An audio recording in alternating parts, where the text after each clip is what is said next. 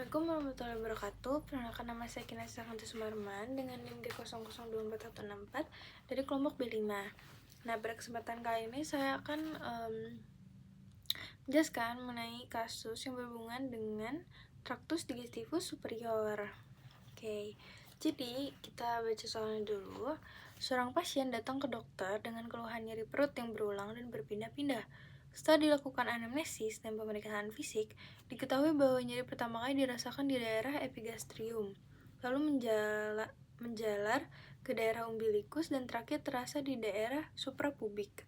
Dokter menduga bahwa pasien mengalami masalah pada saluran pencernaan yang melibatkan organ-organ dari foregut, midgut, dan hindgut. Jadi di sini ada 3 soal juga. Yang mana yang pertama itu sebutkan pembagian organ-organ yang termasuk dalam foregut, midgut, dan hindgut.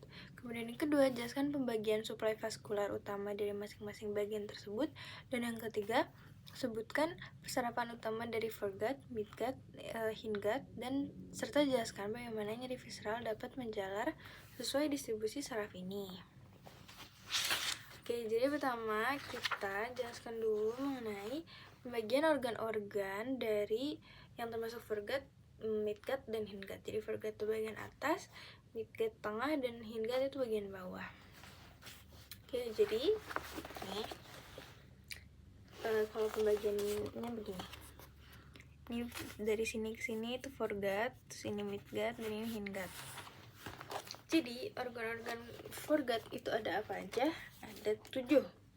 Ada esophagus pars abdominalis, ada gaster, ada duodenum pars superior hingga papilla duodeni mayor, ada hepar, pankreas, vesica vilea, juga lien. Nah, kalau misalnya pada midgut itu ada apa aja? Ada duodenum pars descendens, et inferior et ascendens, ada jejunum et ileum, ada colon, ada cecum et appendix, ada colon ascendens, dan ada 2/3 colon transversum. Nah, kalau misalnya pada bagian hindgut atau misalnya pada bagian bawahnya itu ada 1/3 colon transversum, colon descendens, colon sigmoideum, dan ada rectum. Nah, itu untuk pembagian organ-organ yang termasuk dalam foregut, midgut, juga hindgut.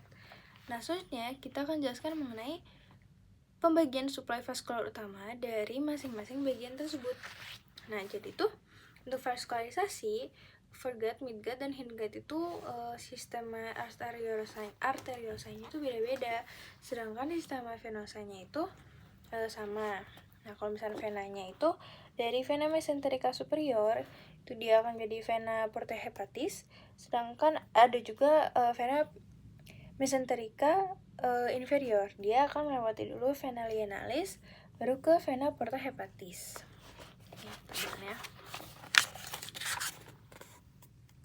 Nah, dan kalau misalkan dari sistema arteriosanya, foregut itu dia akan divaskularisasi oleh trunkus coeliacus itu utamanya, dan dia memiliki percabangan itu pada 3 arteri. Ada arteri hepatica communis, kemudian ada arteri gastrica sinistra, dan arteri lienalis.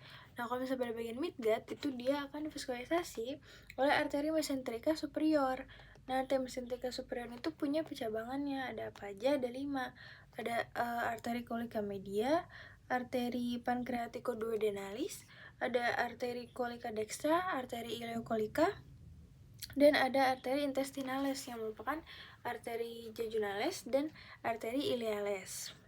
Nah, kalau pada bagian hindgut itu dia akan divaskularisasi oleh arteri mesenterica inferior. Percabangannya apa aja? Ada 3. Ada arteri colica sinistra, arteri sigmoidea, arteri renales superiores. Nah, itu untuk menjawab soal yang kedua mengenai pembagian suplai vaskular utama dari masing-masing bagian foregut, midgut, juga hindgut. Nah, sedangkan soal yang ketiga, sebutkan persarafan utama dari foregut, midgut, dan hindgut, serta jelaskan bagaimana nyeri visceral dapat menjalar sesuai distribusi saraf ini. Jadi kita jelaskan dulu inervasi atau persarafan dari foregut, midgut, dan hindgut. Jadi kan ada 4, ada simpatis aferen, simpatis eferen, parasimpatis aferen, dan parasimpatis eferen. Nah, kalau misalnya pada simpatis aferen itu dia ada SBN1 dan SBN2. Pada SBN1 itu semuanya dipersarafi oleh ganglion spinale. Baik foregut, midgut juga hindgut. Kalau misalnya pada SBN2 itu kalau misalnya foregut itu inovasinya NCPMS torakika 6 sampai 9. Kalau misalkan midgut itu NCPMS torakika 10 sampai 12. Kalau misalkan pada hindgut itu NCPMS lumbal 1 sampai 3. Nah, itu untuk simpatis aferen. Kalau misalnya kita masuk ke simpatis aferen, itu dia ada SBN1, preganglion, dan SBN2.